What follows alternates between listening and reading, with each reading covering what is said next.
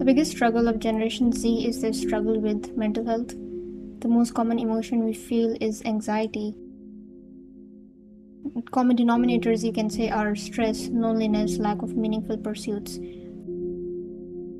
And it's not that our ancestors did not have mental health issues and they were always happy. It's just that they couldn't afford to sit and dwell on their emotions. They were too busy trying to make ends meet and survive.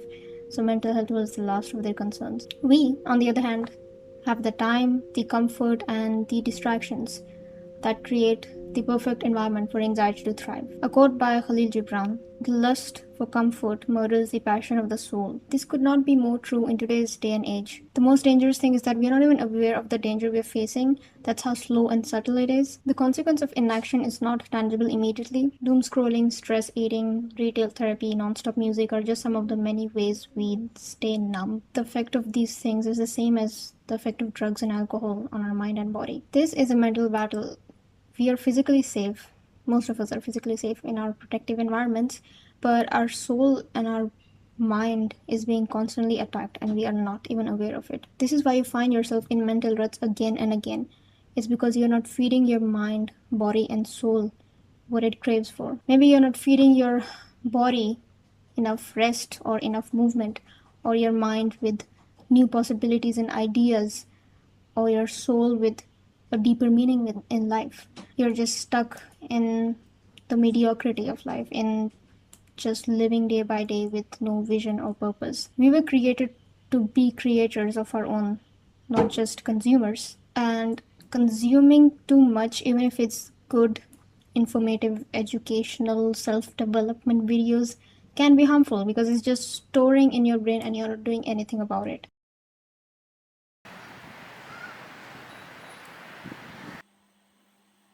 So how do we shift our gears from merely existing to thriving? Spoiler alert, it's not motivation. It's not a productivity hack or quick fixes that will help you, because discipline, willpower, and motivation, all of those things mean nothing if there is no inspiration, if there is no vision, if you don't have a why, if you don't know why you're doing what you're doing. A commonality in most inspired people is that they have gone through some dark times to have that vision, because they have seen the absolute, or they have tasted the absolute worst of not following their potential of their highest self. And the good news is you don't have to go through that if you take the action now. Or maybe even if you are, let's say, stuck in a mental rut and you find yourself in this spiraling rabbit hole of depression, it's a blessing. It's your body's feedback trying to tell you to do something. So stop treating it like a problem. Because if you really think about it, if you love yourself, the whole self-love movement, if you truly, truly love yourself, you will respect yourself. Loving yourself, respecting yourself, they go hand in hand. It's a part of, respect is a part of love. If you respect yourself, you will respect your time, your priorities, your consumption. You will be mindful of everything, because everything you do matters.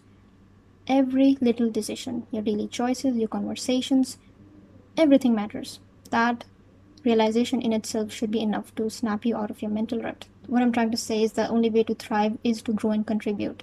There is no other option. And the saddest thing is that we are led to believe there are other options to live a good life without working for it. If you don't choose a meaningful struggle for yourself, you will be assigned one in this world, and trust me, you won't like it. Life is all about trade-offs. You either use your time, money, and resources to gain temporary pleasure, or you can use it to create a better future, something that your future self will thank you for, and something that will actually fulfill you. You will enjoy it, not just gain pleasure out of it. So how do you crawl out of your own overwhelm and anxiety? Instead of trying to remove the anxiety, change your relationship with it. Your negative feelings are your body's feedback that something needs to be addressed. Maybe it's your deep-rooted insecurities, your self-doubt, your perfectionism, your fear of failure, your lack of vision. Which one is it? Ask yourself, what do I need to let go of to be more deserving of what I desire? What distractions, addictions, and bad habits can I remove to create a more fulfilling life for myself? If your life is completely in shambles and you don't know where to start, I would suggest that you start by fixing your sleep. Remove distractions, which is going to be the hardest part. It's like a drug that you need to get out of your system. Go on a dopamine detox if you need to. Run errands. Studies have proven that going and running errands is something that's good for your mental health. Declutter your space, because a cluttered space creates cluttered mind. Go for long walks, do deep breathing. Just 10 minutes a day is nothing. List down all the things you're grateful for if you find yourself constantly complaining or living in a negative mindset. What we're doing here is we are creating an environment that's conducive to our growth. We're building a strong foundation by trying to better ourselves by 1% every day.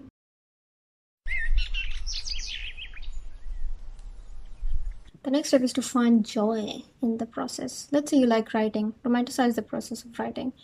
Set a goal, a realistic goal of writing at least 1 hour, or start with 30 minutes a day, or start with 10 minutes a day. Like, just spend time doing what you love because you deserve it. Find your flow state. What are your most productive hours? Don't fall into the trap of hustling so hard that you burn yourself out. That's a rookie mistake we all do, and it's the fastest way to hate the process. Change your environment sometimes, like go to your favorite cafe or the library, or go out in the nature and work if the weather allows. Be comfortable with roadblocks. Don't try to figure it all out in the beginning. Some of us get so overwhelmed with the how do I do this, how do I do that we don't even start. The whole point is to start, take the action. When you encounter a problem, learn how to solve a specific problem. Watch videos online or seek help from experts who can help you solve that problem. Learn as you go. Now, let's say you have reached the stage of creative flow, or you've tasted it, you've got a glimpse of it. How do you, what's the next step? How do you stay consistent? By staying consistent.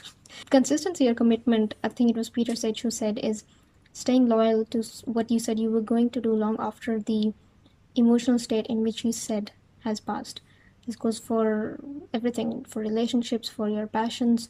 The whole point is to not rely on motivation and discipline, because those things run out. What keeps you going is your sense of identity, and how you make sure that you stay consistent by staying in that environment, by feeding your creativity. Now, how do we feed our creativity? Start being around other creative minds.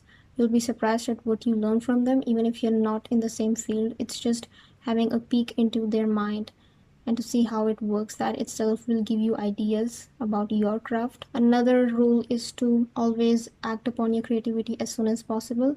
Like, as soon as an idea comes into your mind, just write it down, jot it on a paper, or write it down on your notes app, and make sure that you execute it sooner. Because if you don't listen to your creative inspiration, it will stop giving you ideas. If you've read the book The Alchemist, then you know exactly what I'm talking about. If you struggle with an overstimulated, busy mind, try to be more mindful of everything. Don't listen to music all the time. You don't need to fill the silences of the day. Be present with your food. You don't have to watch a movie while eating every time you do. I am guilty of doing that sometimes, but I try not to, because sometimes you just have to be present with your food. Just enjoy your meal, and when you're with someone, enjoy their company. Be with them 100%. That's just a way of respecting them and their presence. Be present while brushing your teeth. Like, just try to be more mindful of all those tiny, small habits that you do every day. That's how you calm down your busy mind and create room for inspired thinking. Remember, your attention is your biggest currency.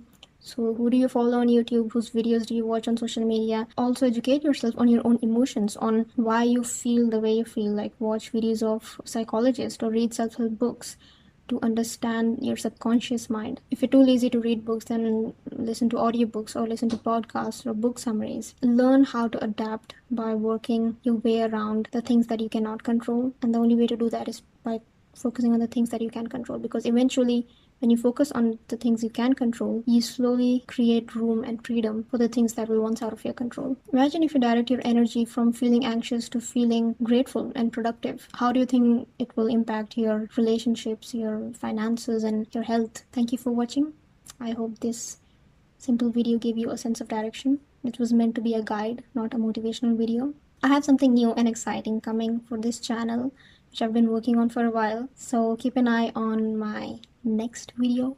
I think this is something we all can benefit from. Thank you for watching. I'll see you in the next video. Bye bye.